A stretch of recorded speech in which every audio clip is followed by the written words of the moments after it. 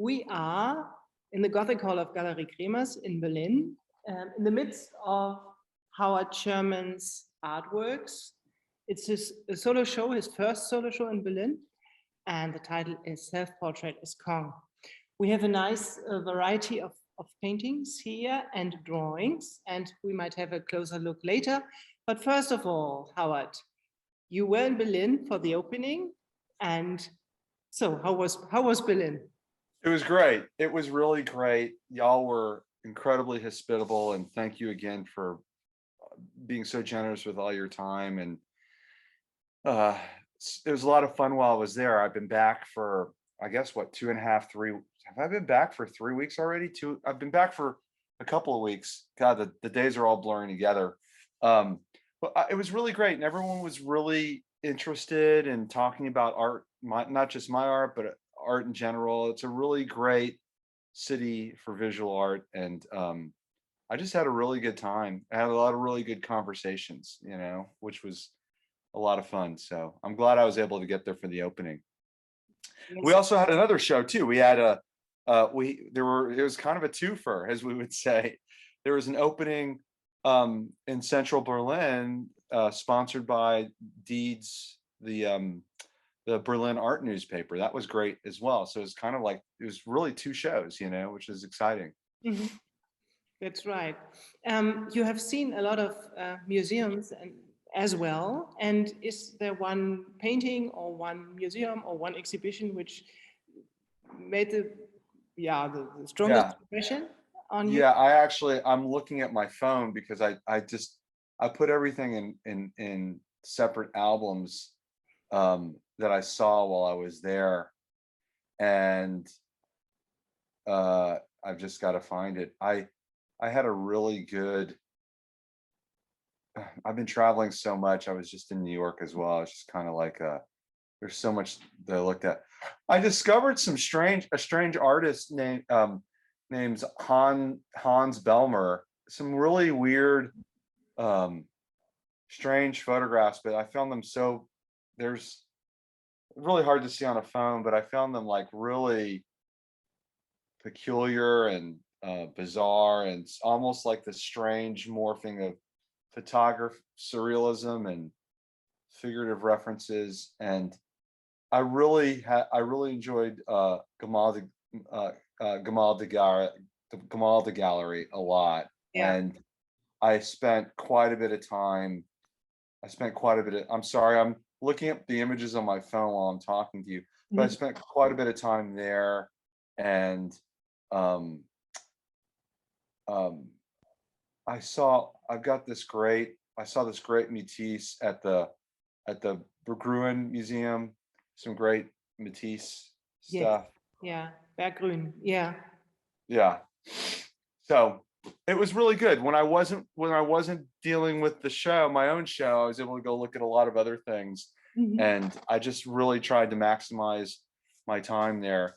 The gallery scene was a bit overwhelming. Like you said, there's 350 contemporary art galleries, and it was just gallery weekend was crazy. It was all really great though. I'd love to come back and spend more time there. That would be fantastic. So it was really great to have you here, and it was a very intense time. So we enjoyed it a lot as well. It's always very good to have the artist present when you, especially when there is a new exhibition and you get accustomed to the work. There are 2 paintings, the larger ones, Self-Portrait as Kong and Words That Vibrate. And there are 2 larger paperworks, the Private Intellectual and Places That Feel Alien, right? And then we have smaller works. There's a series of a document shredder, and there is this series of yoga girls. And yeah. And I think it's a very good impression because it gives,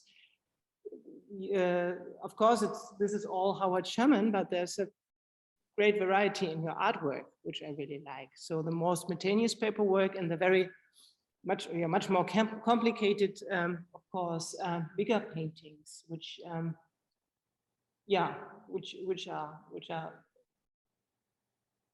had made a big impression on me, especially words that vibrate. Is there one which you like particularly? I mean, I try not to let anything out of the studio that I don't like. So I want to say I love it all. I, you know, I, the, the, um, the larger drawings, the larger works on paper Mhm. are, for me, they're the most exciting right now, not necessarily because they're the quote unquote the best, but like the one behind you that you can that's behind you that you can see, and maybe we'll have images of it later. Um, Mhm. you know, I use um imported British charcoal at the Texas Art Supply store, and there wasn't anything special about it. It's charcoal just like any other charcoal, but they called it charcoal chunks, and it came in this strange size, and I kind of like the way it felt in my hand. So on those larger drawings, I used essentially a new material or a different scale of an old material that I kind of got excited about. It's always throwing in some little new ingredient in the recipe to sort of spice things up, so to speak. And so I'm excited about those right now because everything felt a little bit differently and maybe even looked just a little bit different than it would have. Mhm. Um, but I actually like, you chose all the work for the show, and I really liked everything that you picked out. And I'm glad that this show has a range of different things that I do, from small scale, very intimate Mhm. drawings to larger paintings, which, like you mentioned, get a little bit more complicated. I do hope you were talking about it, and I do hope that everything in the show doesn't has a sense of um, some sort of spontaneity or an effortlessness, and not. I don't want anything that I make to feel too terrible, to feel too labored Mhm. or um,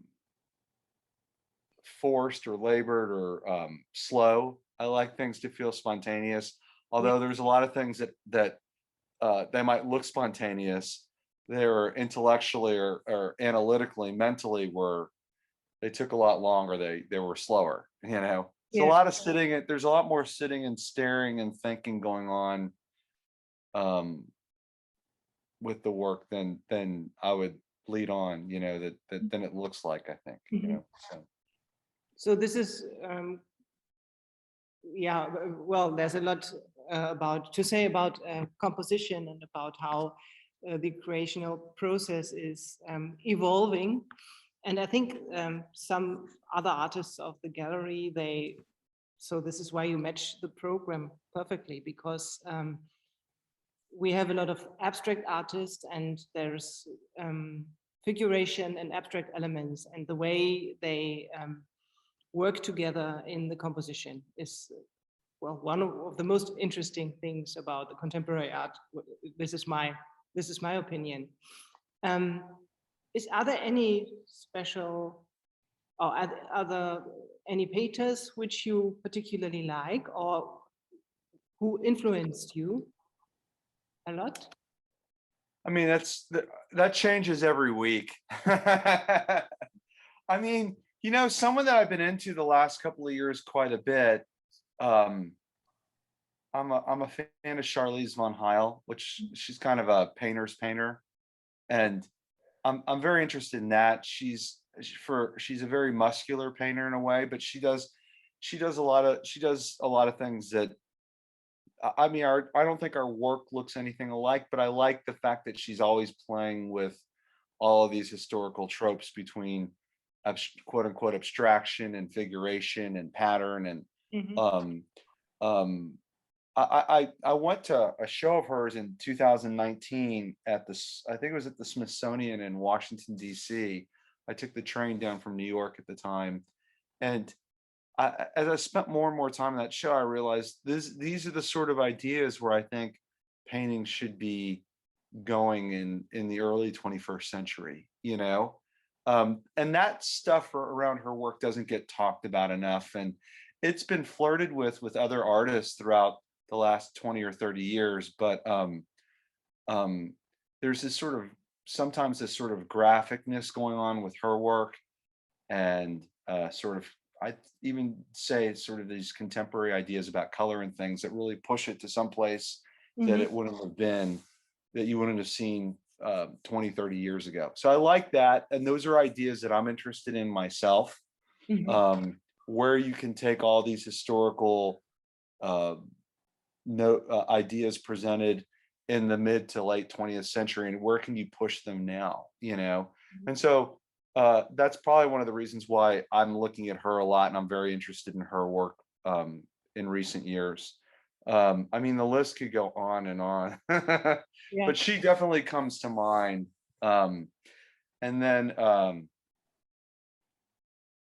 I mean, quite frankly, well, I don't want to ramble on too much, but there's actually several Texas-based artists that I've always been interested in that may not be familiar to a larger audience, you know. And if I should start trading work with some of them, or definitely if I had the money, I'd collect them. But some of them are really quite interesting to me as well, and I'm probably benefit from them being a little bit under the radar regarding their influence, because it makes my stuff, when presented on an international stage such as yours, feel that much fresher.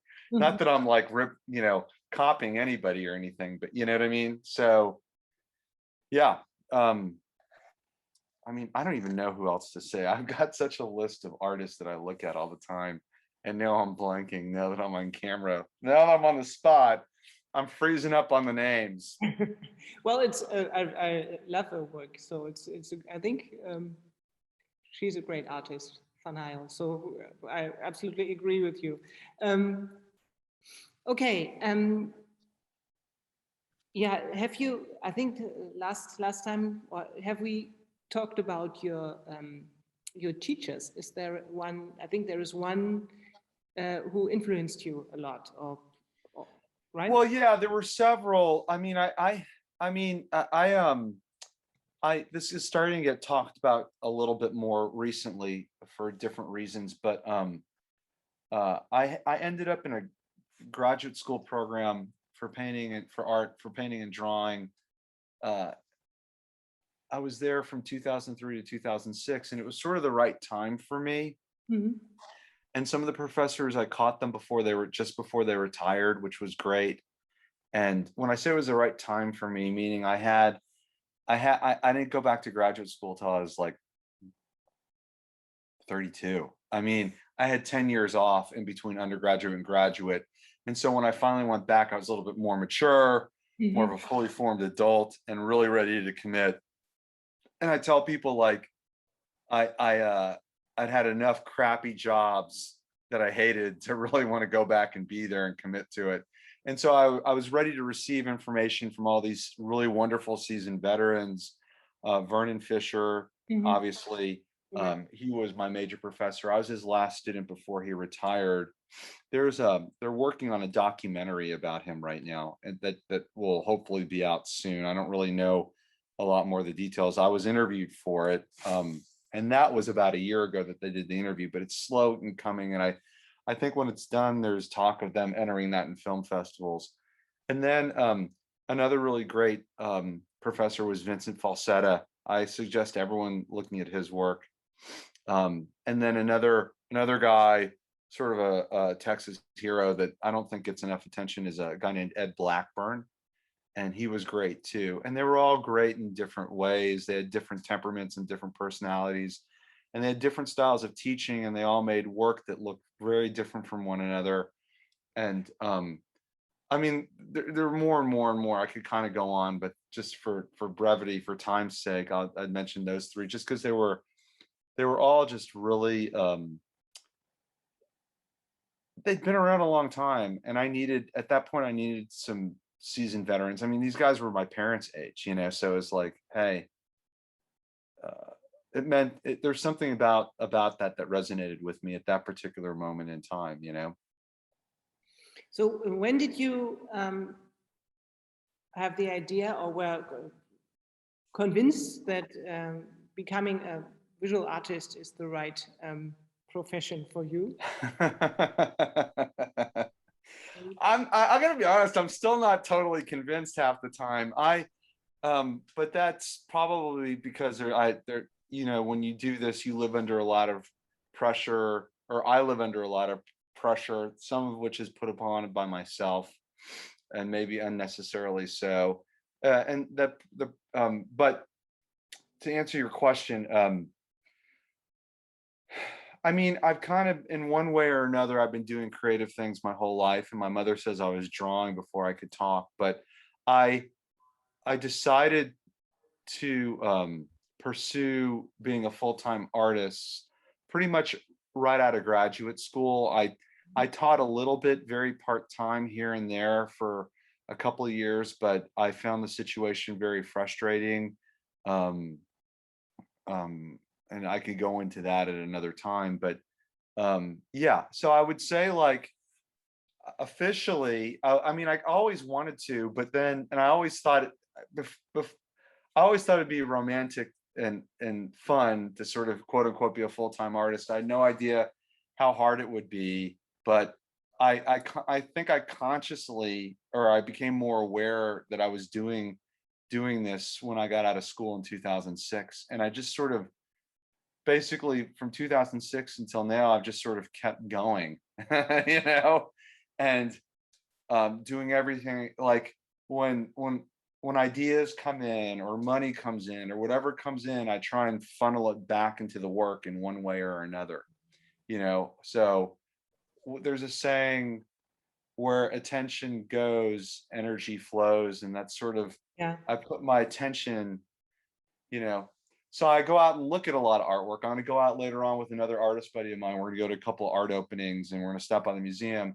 And I mean, I'm doing that because I want to find something that I can get some sort of information. I don't like the word inspiration, but something fresh to sort of bring back into the studio with me that may or may not directly or indirectly affect my own work, you know? Yeah. So did I answer your question? Yeah. Yeah. I can ramble. Christine, you always catch me right after I've had a couple of cups of coffee, and you have these questions, and I can kind of go off on tangents and get a little bit wound up, you know? So Well, I'm trying to behave myself and keep it together. okay, fine.